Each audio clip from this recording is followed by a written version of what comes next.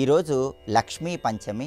ఈ సందర్భంగా ఎలాంటి విధి విధానాలు పాటిస్తే లక్ష్మీ కటాక్షానికి సులభంగా పాత్రలు కావచ్చు, అలాగే విశ్వావసునామ సంవత్సరంలో మిథున రాశిలో జన్మించిన వాళ్ళు ఎలాంటి ప్రత్యేకమైన పూజలు చేయటం ద్వారా, ఎలాంటి పరిహారాలు చేయటం ద్వారా సంవత్సరం మొత్తం కూడా అదృష్టాన్ని ఐశ్వర్యాన్ని అందిపుచ్చుకోవచ్చు, నేటి శుభము లాభం అనే శీర్షికను పరిశీలిద్దాం. ప్రధానంగా ఈరోజు లక్ష్మీ పంచమి. శ్రీ మహావిష్ణువు ఆజ్ఞ ప్రకారం లక్ష్మీదేవి భూలోకానికి వచ్చిన రోజు కాబట్టి ఈరోజు లక్ష్మీదేవిని ప్రత్యేకంగా పూజిస్తే సంవత్సరం మొత్తం ధనకనక వస్తువాహన ప్రాప్తిని అందిపుచ్చుకోవచ్చు. లక్ష్మీ పంచమి సందర్భంగా మీ గృహంలో శ్రీ మహాలక్ష్మీదేవి చిత్రపటానికి గంధం బొట్లు కుంకుమ బొట్లు అలంకరించి లక్ష్మీదేవి చిత్రపటం దగ్గర తామర ఒత్తులతో దీపారాధన చేయండి. గంధం రాసిన మారేడు దళాలతో లక్ష్మీదేవిని పూజిస్తూ ఓం శ్రీం శ్రీయై నమః అనే మంత్రాన్ని 21 సార్లు పఠించండి. వడపప్పు, పానకము, దానిమ్మ పండు గింజలు శ్రీ మహాలక్ష్మీదేవికి నైవేద్యంగా సమర్పించండి. లక్ష్మీ కటాక్షం కోసం ఈరోజు కనకధారా స్తోత్రం కానీ స్త్రీ సూక్తం కానీ పఠించడం లేదా శ్రవణం చేయటం చేయండి. ఇలా చేస్తే లక్ష్మీ పంచమి సందర్భంగా లక్ష్మీదేవి సంపూర్ణమైన అనుగ్రహానికి పాత్రులై సంవత్సరం మొత్తం ధనకనక వస్తువాహన ప్రాప్తిని సిద్ధింపజేసుకోవచ్చు.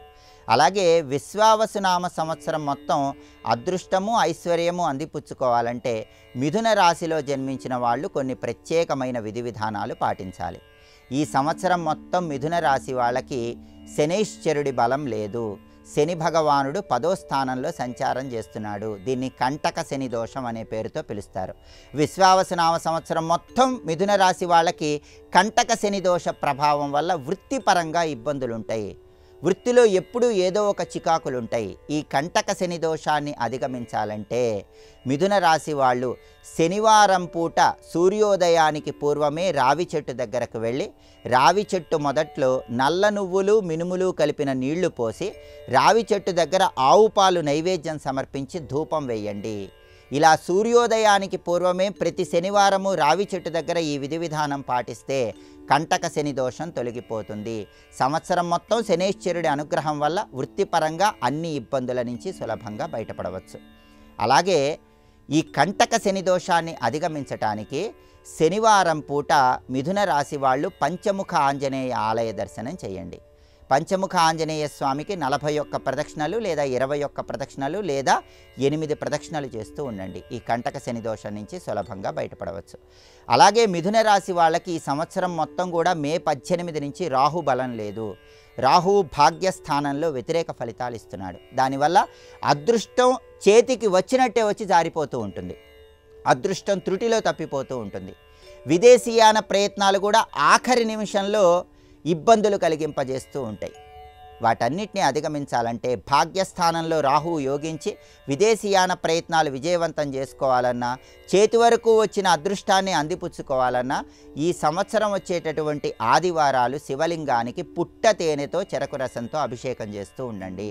అప్పుడు భాగ్యస్థానంలో రాహువు ఇచ్చే వ్యతిరేక ఫలితాలన్నీ తొలగిపోయి మిథున రాశి వాళ్ళకి మే 18 నుంచి సంవత్సరం మొత్తం రాహువు యోగిస్తాడు.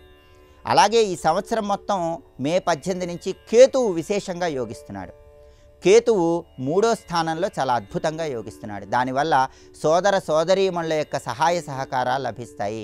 వాళ్ళ వల్ల ఆస్తులు కొనుగోలు చేయగలుగుతారు. కాబట్టి మిథున రాశి వాళ్ళు మే 18 నుంచి ఈ విశ్వావసునామ సంవత్సరంలో కేతువుకు సంబంధించి ఎలాంటి పరిహారాలు పాటించాల్సిన అవసరం లేదు. అయితే ఈ విశ్వావసునామ సంవత్సరంలో గురుబలం అనేది మిథున రాశి వాళ్లకు లేదు. ఎందుకంటే మే 18వ తేదీ నుంచి గురువు జన్మంలోనే సంచారం చేస్తున్నాడు. ఆ తర్వాత అక్టోబర్ 18 నుంచి డిసెంబర్ 5 వరకు కర్కాటక రాశిలోకి అతిచారం చేస్తున్నాడు.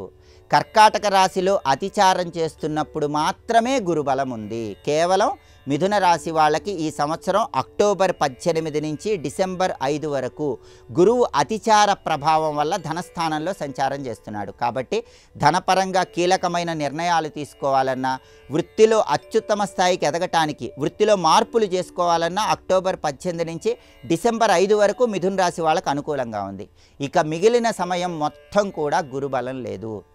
ఎందుకంటే డిసెంబర్ 5 తర్వాత మళ్ళీ వక్రించి గురువు మిథునంలోకే ప్రవేశిస్తున్నాడు.